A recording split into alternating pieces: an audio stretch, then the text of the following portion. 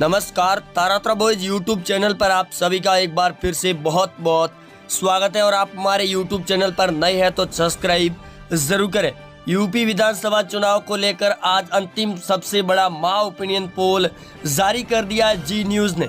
वहीं प्रथम चरण से 2 दिन पहले आज ओपिनियन पोल ने यूपी के अंदर बड़े तौर पर उलटफेर मचा कर रख दिया है। वहीं आज दोस्तों जी न्यूज के फाइनल ओपिनियन पोल के मुताबिक दलित और मुस्लिम सीटों से लगाकर 403 सीटों पर किसकी बन रही है सरकार, इसको लेकर आज फाइनल ओपिनियन पोल जारी कर दिया है एबीपी न्यूज, जी न्यूज और टाइम्स नाउ ने।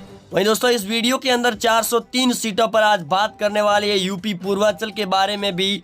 और आप वीडियो पर नए हैं तो सब्सक्राइब जरूर करें और वीडियो के नीचे कमेंट जरूर करें कि आप कौन से विधानसभा क्षेत्र से हमारे वीडियो को देख रही है। इस बार यूपी में किसकी सरकार बनने जा रही है, क्या सत्ता में फिर से योगी सरकार लौट रही है या फिर अखिलेश यादव का जादू चलता हुआ नजर आ रहा है। लेकिन जो ओपिनियन पोल सामने आ रही है उसके अंदर इस बार कड़ी टक्कर देखने को मिल रही है समाजवादी पार्टी और बीजेपी के बीच में। अखिलेश यादव के परिवार से कई बड़े नेता छोड़कर बीजेपी में शामिल हो रहे हैं, तो वहीं दूसरी ओर बीजेपी को छोड़कर समाजवादी को भी ज्वाइन कर रहे हैं। वहीं अब चलते हैं, सबसे पहले बात करते हैं यूपी के अंदर दोस्तों वाराणसी की 8 सीटें, जो 8 की 8 बीजेपी पार्टी को दी जा रही है फाइनल सर्वे के मुताबिक। आगे दोस्तों बात करते हैं सीतापुर की 9 सीटें हैं यूपी में, जिसमें 8 बीजेपी को, 1 सीट समाजवादी पार्टी को दी जा रही है। वहीं दोस्तों आगे बात करते हैं गोरखपुर की 9 सीटों पर, जो कि 9 की 9 सीटें बीजेपी पार्टी को दी जा रही है। यहाँ से समाजवादी पार्टी को 0 सीट मिल रही है। वहीं दोस्तों आगे आजमगढ़ की बात करें, जहां मुस्लिम क्षेत्र सबसे ज्यादा माना जाता है और इसकी 10 सीटें, जिसमें 9 समाजवादी पार्टी को दी गई है और 1 सीट बीजेपी पार्टी को दी जा रही है। प्रयागराज की बात करें, कुल 12 सीटें विधानसभा की, जिसमें 11 बीजेपी को दी जा रही है और 1 सीट समाजवादी पार्टी को। बीएसपी और कांग्रेस को 0-0 सीट दी गई है। प्रतापगढ़ की बात करें, कुल 7 सीटें, जिसमें 5 बीजेपी को, 2 एसपी पार्टी और 3 सीटें लगातार पिछड़ रही है। वही दोस्तों आगे बात करते हैं एटा की, जिसकी 4 सीटें, जिसमें 2 BJP, 2 SP party, BSP Congress को 0-0 सीट है। गोंडा जिले की बात करें, कुल 7 सीटें, जिसमें 6 बीजेपी को, 2 एसपी पार्टी, बीएसपी कांग्रेस को 0-0 सीट है। वही दोस्तों आगे लखनऊ की बात करें, कुल 9 सीटें, जिसमें 6 बीजेपी, 2 एसपी पार्टी और 1 सीट बीजेपी कांग्रेस पार्टी को दी जा रही है। बाराबंकी की बात करें, कुल 6 सीटें, जिसमें 4 बीजेपी को, 2 समाजवादी पार्टी को दी जा रही है। आगे दोस्तों बात करते हैं औरैया जिले की 3 सीटों पर, जो 3 की 3 बीजेपी पार्टी के खाते में नजर आ रही है। आगे जालौन की बात करें, कुल 3 सीटें, जो 3 की 3 बीजेपी पार्टी को दी गई है, बाकी को 0 सीट है। बागपत जिले की 3 सीटें, जिसमें 1 बीजेपी, 1 एसपी और 1 बीएसपी पार्टी, कांग्रेस को 0-0 सीट दी गई है। कानपुर नगर की बात करें दोस्तों, 8 सीटें बीजेपी को, 1 सीट एसपी पार्टी और 1 बीएसपी को दी जा रही है। कुल 10 सीटें कानपुर नगर की। बलिया जिले की बात करें, कुल 7 सीटें, जिसमें 4 बीजेपी, 2 एसपी और बीएसपी पार्टी को 1 सीट है। कांग्रेस पार्टी को यहाँ से भी 0 सीट मिल रही है। कुशीनगर की बात करें, कुल 7 सीटें, जिसमें 5 बीजेपी को, 1 एसपी और 1 सीट बीएसपी पार्टी को मिल रही है कुशीनगर से। रायबरेली की बात करें, कुल 6 सीटें, जिसमें 3 बीजेपी, 1 एसपी, 1 बीएसपी और 1 कांग्रेस को है। जौनपुर की बात करें, कुल 9 सीटें, जिसमें 5 बीजेपी, 3 एसपी, 1 बीएसपी, कांग्रेस को यहाँ से भी 0 सीट है। बिजनौर जिले की बात करें, कुल 8 सीटें, जिसमें 5 बीजेपी, 1 एसपी, 1 बीएसपी और 1 सीट कांग्रेस पार्टी जीत रही है। वही दोस्तों आगे बात करते हैं सहारनपुर की 7 सीटों पर, जिसमें 4 BJP, 3 SP party, BSP Congress को 0-0 सीट है। वहीं आगे बात करते हैं सुल्तानपुर की 5 सीटों पर, जिसमें 2 BJP, 3 SP party, BSP Congress को 0-0 सीट है। गाजीपुर की बात करें, कुल 7 सीटें हैं दोस्तों, जिसमें 4 बीजेपी, 2 एसपी पार्टी जीत रही है, 1 सीट कांग्रेस पार्टी को दी जा रही है। फतेहपुर की बात करें, कुल 6 सीटें, जिसमें 2 बीजेपी, 2 सीटें एसपी पार्टी जीत रही है, वहीं 1 सीट बीएसपी और 1 कांग्रेस है।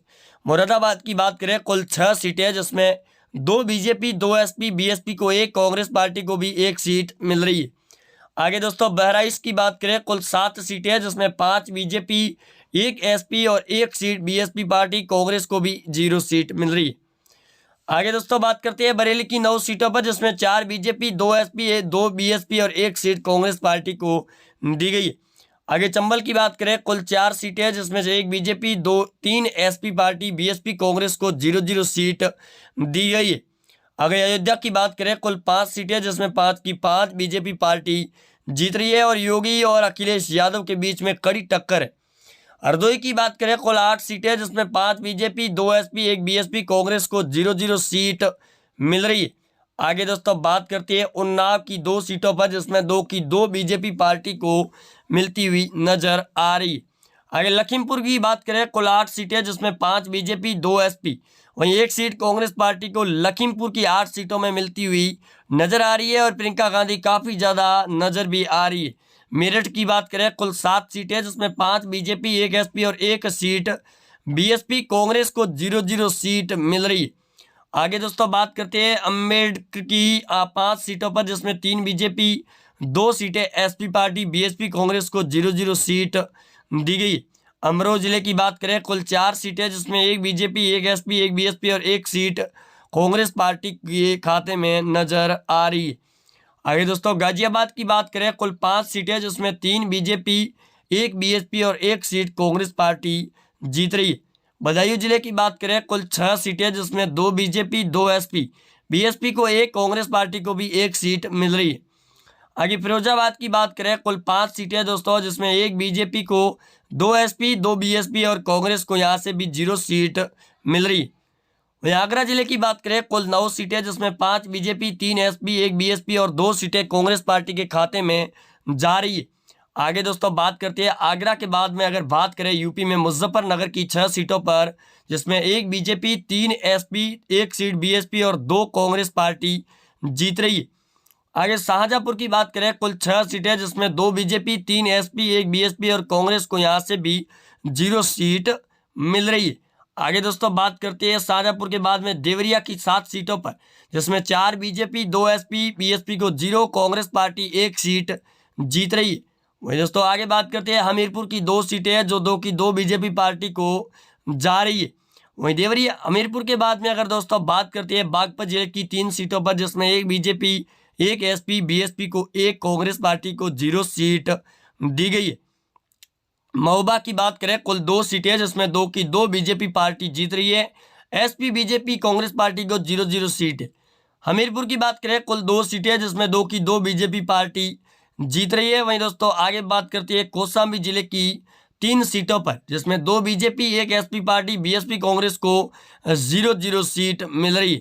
वही दोस्तों आगे बात करते हैं औरैया जिले की 3 सीटों पर जिसमें 1 बीजेपी, 1 एसपी, 1 बीएसपी कांग्रेस को 0-0 सीट मिल रही है।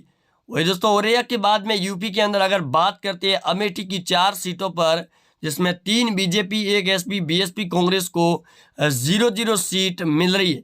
वही दोस्तों आगे बात करते हैं काशीराम नगर की 3 सीटों पर जिसमें 3 की 3 बीजेपी पार्टी को जाती हुई नजर आ रही है। वही इसके बाद में अगर दोस्तों बात करते हैं चंदौली की 4 सीटें हैं जिसमें 2 BJP, 2 SP party, BSP Congress को 0-0 सीट मिल रही। वही दोस्तों आगे बात करते हैं इटावा की 3 सीटों पर जिसमें 2 बीजेपी, 1 एसपी, बीएसपी कांग्रेस को 0-0 सीट मिलती हुई नजर आ रही है। वहीं इसके बाद में दोस्तों बात करते हैं यूपी के अंदर बुलंदशहर की 7 सीटों पर जिसमें 5 BJP, 1 seat SP, 1 BSP Congress को 0 सीट मिल रही है। आगे दोस्तों बात करते हैं मिर्जापुर की 5 सीटें हैं जिसमें 3 बीजेपी को, 2 एसपी पार्टी, बीएसपी कांग्रेस को 0-0 सीट मिल रही है। वहीं दोस्तों यूपी की कुल 403 सीटों की अगर बात करें इस बार जहां 290 सीटें बीजेपी पार्टी को दी जा रही है पूर्ण बहुमत के साथ में।